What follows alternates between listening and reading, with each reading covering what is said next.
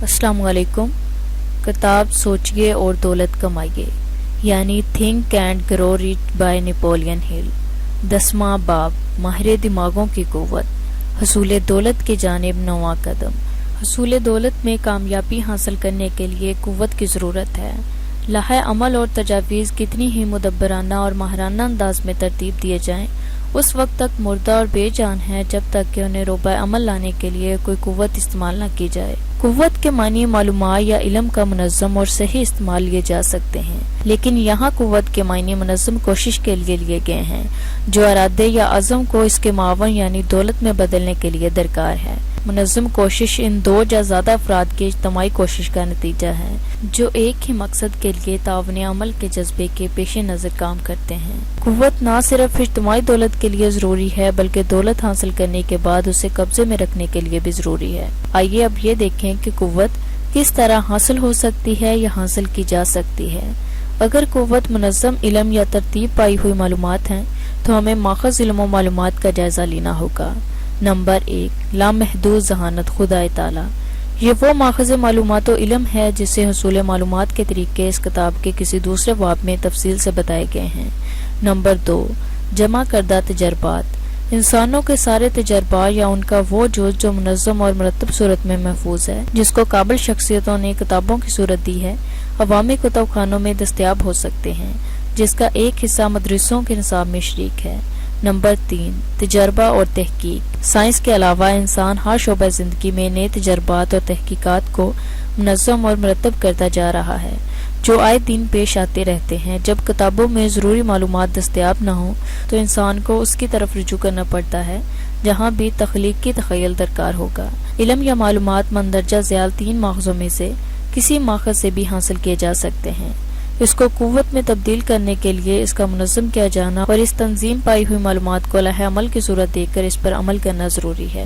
ان مندرجہ بالا ماخذوں کا بغور مطالعہ کیا جائے تو معلوم ہوگا کہ اگر انسان صرف اپنی ذات پر ہی معلومات کی فراہمی اور اس کی تنظیم کا بار ڈال لے اور اس کو لائحہ عمل کی صورت دے کر اس پر عمل کرنا بھی شروع کر دے، یہ اس کے لیے تقریباً ناممکن ہوگا۔ اگر لائحہ عمل یا تجاویز وسیع اور بڑے ہیں تو انسان کو چاہیے کہ ان پر عمل پیرا ہونے سے قبل ان افراد کی معلومات سے استفادہ کرے جن کے پاس منظم معلومات کا ذخیرہ ہے، جو کسی نہ کسی فن کے ماہر ہیں، جن کی رائے لائحہ عمل کی ترتیب اور تکمیل میں مفید اور سود مند ہو سکتی ہے۔ ماہر دماغوں کے ذریعے حصول قوت۔ ماہر دماغ کے متعلق یہ جان لیجئے کہ وہ تعاون عمل کا ایک راست نتیجہ ہے جو معلومات اور کوشش میں جو کسی خاص مقصد قطعی کے حصول میں کیا جاتا ہے۔ کوئی فرد اس وقت تک اقتدار یا قوت کا حامل نہیں ہو سکتا جب تک کہ وہ ماہر دماغوں سے استفادہ نہ کرے۔ گزشتہ باب میں ارادے کو دولت کے معاون میں بدلنے کے لائحہ عمل ترتیب دینے کے متعلق ہدایت دی جا چکی ہے۔ اگر آپ ان ہدایت پر ثابت قدمی سے عمل کریں تو آپ ماہر دماغوں کے انتخاب کا آدھا کام تکمیل پا چکا ہے۔ اب آپ یہ دیکھیں کہ اچھی طرح چھان بین کے بعد منتخب کی ہوئی ماہر دماغوں کی جماعت آپ کو اپنے ارادے کے روبہ عمل لانے میں کتنی قوت بخشی ہے۔ ماہر دماغوں کی جماعت کی خصوصیات۔ ماہر دماغوں کی جماعت کے اصول کے متعلق 2 خصوصیت قابل ذکر ہیں۔ ان میں سے پہلی معاشی ہے اور دوسری نفسیاتی۔ معاشی خصوصیات۔ ظاہر ہے وہ شخص جس نے اپنے اطراف ایسے ماہرین کی جماعت چھوڑ رکھی ہے جن کی رائے، جن کا مشورہ اور جن کا ذاتی تعاون لائحہ عمل کے لیے مفید ہو سکتے ہیں، ان سے معاشی فوائد حاصل کر سکتا ہے۔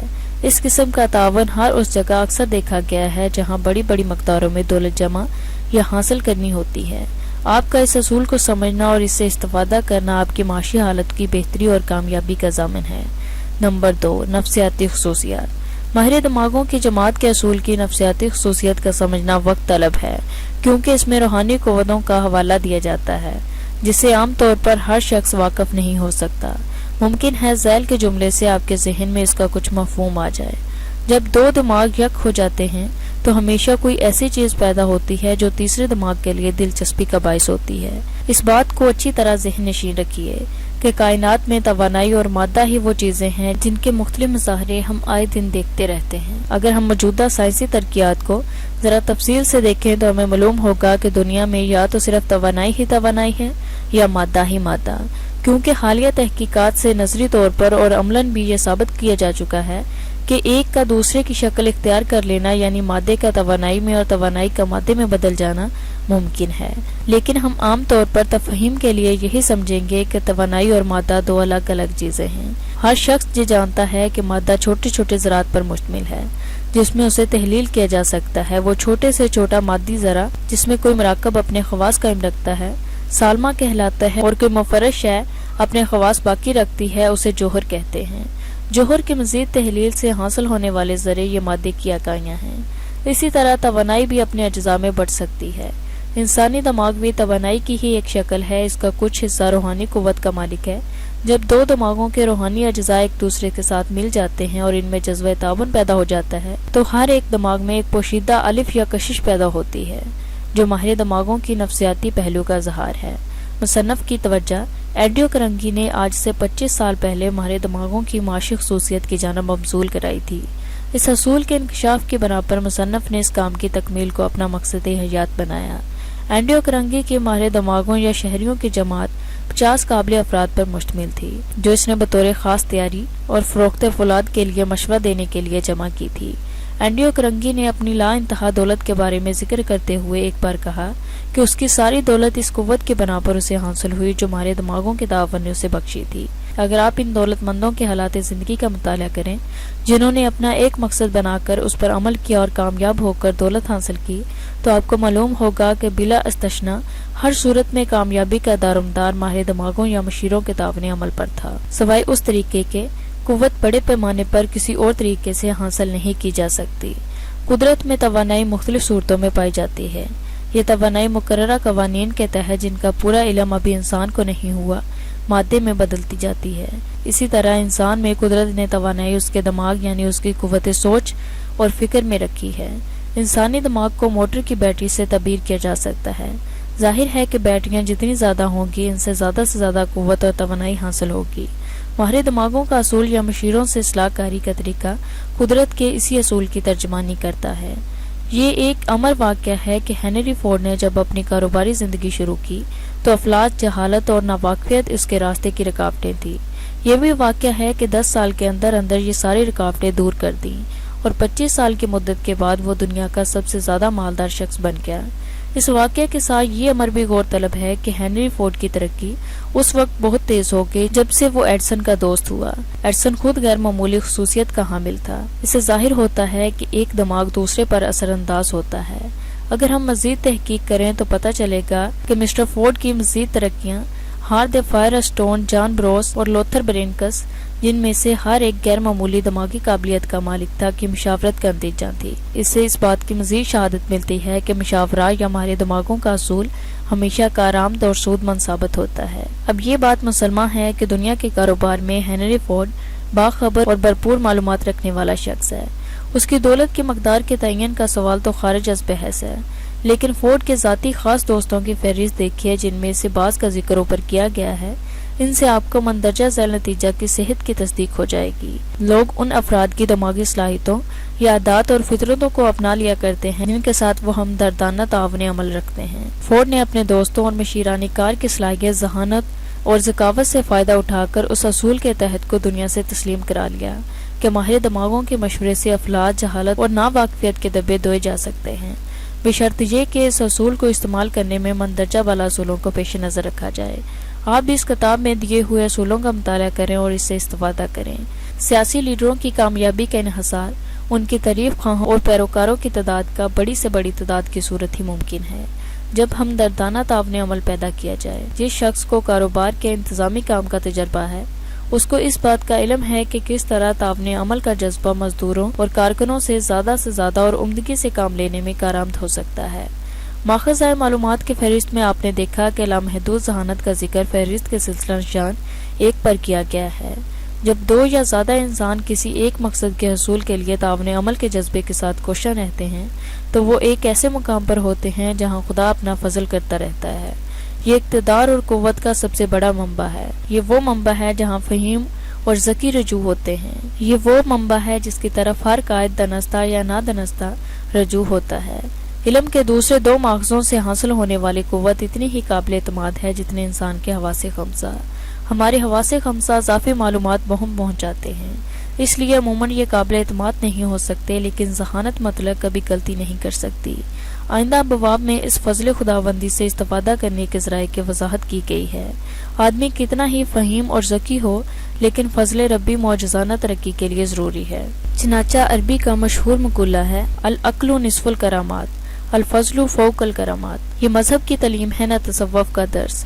اس باب میں جن باتوں کا ذکر کیا گیا ہے وہ کسی کے مذہبی جذبات سے قطعاً کوئی تعلق نہیں رکھتے، نہ ان کو متاثر کر سکتے ہیں۔ اس کتاب کا صرف ایک ہی مقصد ہے کہ یہ ان اصولوں کے بارے میں جتنی مکمل معلومات ہو سکتی ہیں فراہم کرے، جن کی مدد سے انسان اپنی خواہش، ترقی یا عزم، اجتماعی دولت کو حقیقت بنا سکتا ہے۔ آپ اس عبارت کو پڑھیں، اس پر غور کریں اور جیسے جیسے پڑھتے جائیں اس پر دھیان بھی دیتے جائیں۔ بہت جلد آپ پر سارے راز آشکار ہو جائیں گے اور اس کے سارے موضوعات آپ پر ظاہر ہو جائیں گے اور آپ اس کتاب کو صحیح نقطہ نظر سے جان سکیں گے۔ دولت قدیم زمانے کی لڑکیوں کی طرح بہت زیادہ شرمیلی واقع ہوئی ہے۔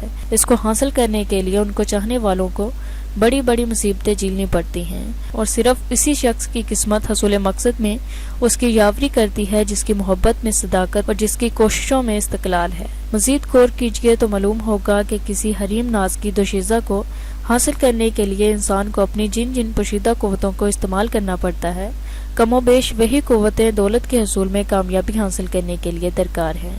وہ قوت جو حصول دولت کی کوششوں میں صرف کی جائے، وہ بھروسہ اطمینان و اعتماد کے ساتھ کی جائے، اس کے ساتھ عزم و مصمم اور ارادے کی پختگی آپ کو سرگرم عمل رکھنے میں مددگار ہوگی۔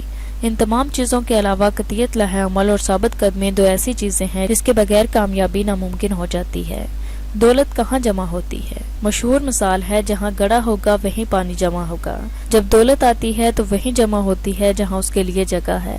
قوت کے صحیح استعمال سے آپ اپنے پاس دولت جمع ہونے کی جگہ بنائیں۔ یہی صحیح استعمال آپ کو عمارت کی طرف لے جائے گا اور غلط استعمال آپ کو افلاس کی طرف لے جائے گا۔ ہر شخص جس نے دولت کثیر مقدار میں جمع کی، اس سے واقف تھا کہ قوت کی ایک نظر نہ آنے والی ندی کہیں پوشیدہ طور پر بہہ رہی ہے۔ اس کا بہاؤ دو طرف ہے۔ وہ لوگ جن میں ہمت ہے، وہ بہاؤ انہیں ترقی، کامیابی اور عمارت کی جانب لے جائے گا، اور دوسرے بدقسمتوں کو افلاس کی جانب بہہ جانے کی اجازت دیتے ہیں۔ اگر آپ چاہیں تو گل دارے میں بہتے ہوئے بھی ندی کا رخ ترقی، رفعت اور عمارات کی طرف لے جا سکتے ہیں۔ ندی کا رخ پھیرنا صرف خیال سے ہی نہیں ہو سکتا، بلکہ اس کے لیے مستقل لائحہ عمل کا ثابت قدمی سے روبہ عمل لایا جانا نہایت ضروری ہے۔ افلاس کے لیے کسی لائحہ عمل کی پابندی ضروری نہیں۔